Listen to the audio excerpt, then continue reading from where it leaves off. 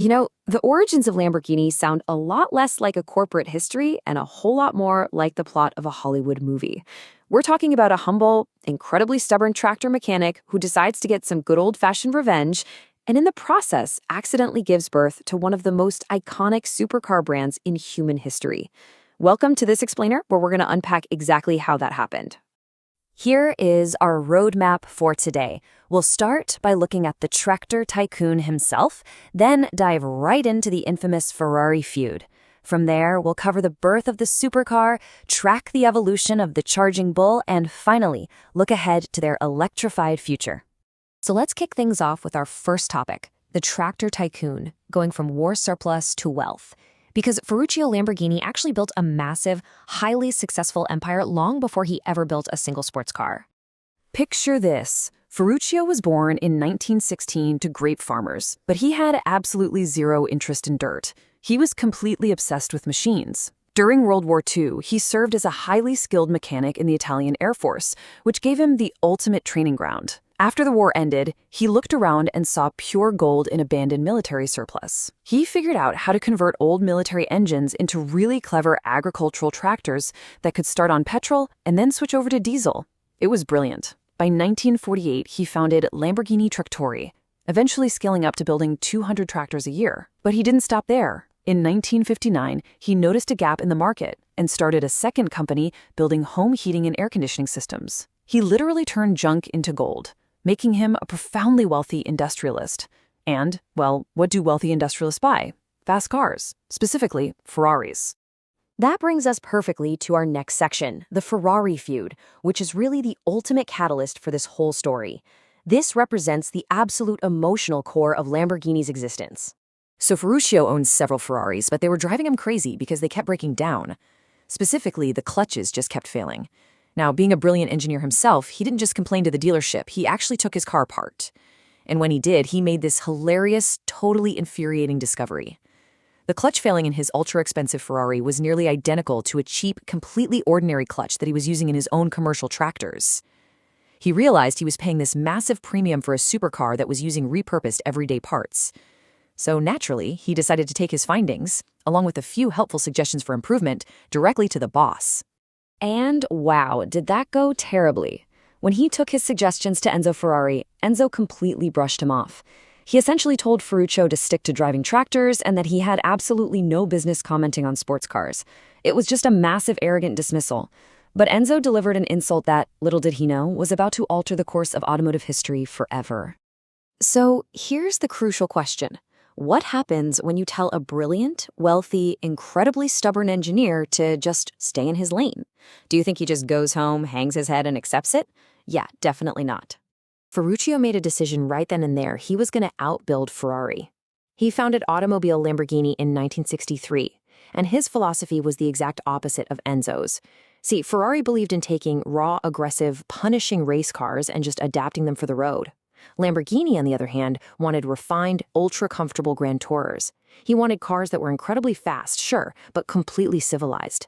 He was so serious about this that he even poached ex-Ferrari engineers to design a beautifully smooth, powerful V12 for his very first production car, the 350 GT. Now, every great brand needs a face, right? To stamp his defiant new identity onto his cars, Ferruccio commissioned a local typographer to design an emblem. Ferruccio was a Taurus, born under the sign of the bull. Plus, he loved using this local dialect expression to describe himself, "Tamaño como un toro," which translates to as strong as a bull. It perfectly captured his stubborn, forceful personality and officially birthed the iconic Charging Bull logo that we all know today. Let's move into our third section, the birth of the supercar, and specifically the Miura Revolution. We're jumping to 1965 to look at an engineering feat that completely shattered the automotive establishment. While Ferruccio was perfectly happy building comfortable front-engine Grand Tours, a group of his young engineers had other ideas. They actually started a secret rogue project behind his back. They designed a radical new chassis, where they took a massive V12 engine and turned it sideways, placing it transversely directly behind the driver. When Ferruccio finally saw the bare chassis, he surprisingly loved it and gave it the green light. He had the legendary design house Bertone pen this low, flat, shark-nosed body with pop-up headlights. They named the stunning result the Miura, after a famous Spanish breeder of fighting bulls. And that right there birthed Lamborghini's long-standing tradition of naming their cars after bulls. When the Miura finally debuted at the 1966 Geneva Motor Show, jaws literally hit the floor. Why? 174 miles per hour. Today, yeah, that's pretty fast, but in 1966, that was flat-out science fiction. Powered by a 350 horsepower V12, it immediately became the fastest production car in the world. It proved that a mid-engine layout wasn't just for Le Mans race cars, it could be breathtakingly beautiful and commercially viable for the street. Because of this, the Miura is widely regarded by historians as the very first true supercar. Moving into Section 4, the evolution of the bull. This is where we enter an era of radical geometric shapes, intense corporate turbulence, and some truly extreme speeds. In 1974, designer Marcello Gondini, the same guy who did the Miura, struck lightning again. He designed the Miura's successor, creating this radical, angular wedge shape featuring upward opening scissor doors. It was so completely shocking to look at that it was named Countach, which is literally just a Piedmontese dialect exclamation of astonishment. Basically, you look at it and gasp. Those scissor doors and that crazy wedge profile became Lamborghini's permanent, unmistakable design signature for the next half-century. But 1974 was also a really bittersweet year. Ferruccio's original tractor business hit some major financial trouble, which forced him to retire and sell his shares in the car company. From there, the business side got pretty wild. Ownership bounced from Swiss investors to Chrysler to an Indonesian group and eventually landed with Audi in 1998. But here is the crazy part. Despite decades of absolute boardroom chaos, their flagship V12 lineage remained completely unbroken. From the Countach to the Diablo, the Murcielago, the Aventador, and today's Revuelto, the true soul of the company never wavered.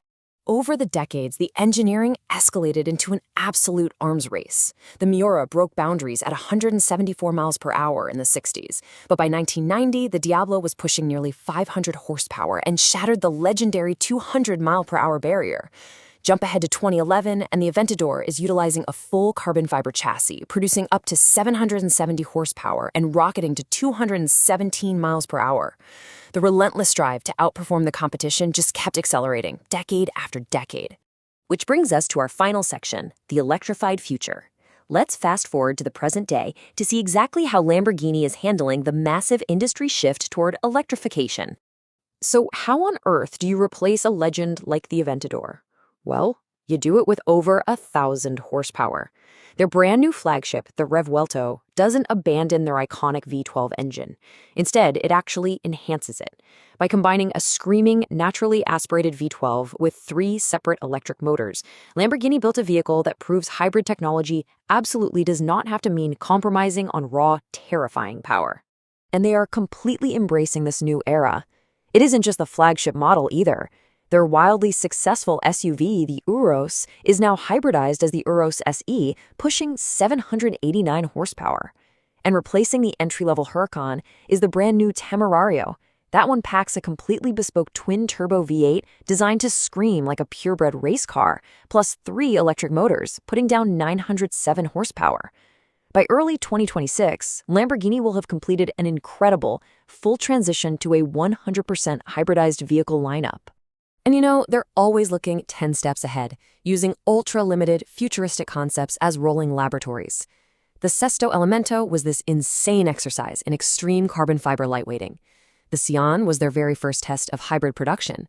They even partnered with MIT for the Terzo Millennio concept to explore wild sci-fi tech, like self-healing body panels and supercapacitors. Toss in the Lensador electric SUV concept, and it's crystal clear. This brand refuses to stand still. It's honestly a remarkable thought when you step back. Every single Miura, every Countach, and every 1,000-horsepower hypercar exists today simply because a tractor manufacturer felt insulted and wanted to prove a point. Over 60 years later, that charging bull still represents an absolute refusal to accept good enough. They went from being the insulted underdog to the absolute pinnacle of the automotive establishment. So it really leaves us wondering, what incredible, mind-bending limits will they shatter next? Thanks for joining me on this explainer, and I'll catch you next time.